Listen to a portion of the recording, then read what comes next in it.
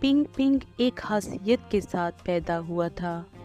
اس کی آنکھیں معمول کے کالے رنگ کے شعلوں سے نہیں بلکہ سبز رنگ کی آسمانی چمک سے روشن تھیں۔ پنگ پنگ کی مختلف آنکھوں کی وجہ سے باقی پانڈا برادری اس سے خوف محسوس کرتے تھے۔ اس سے کوئی بھی بات نہیں کرتا تھا۔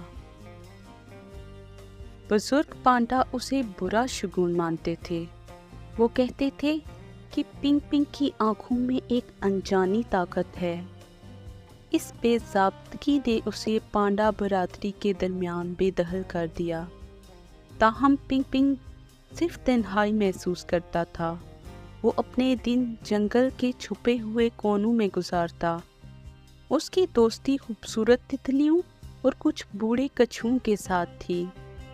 ایک دن جنگل میں گھومتے گھومتے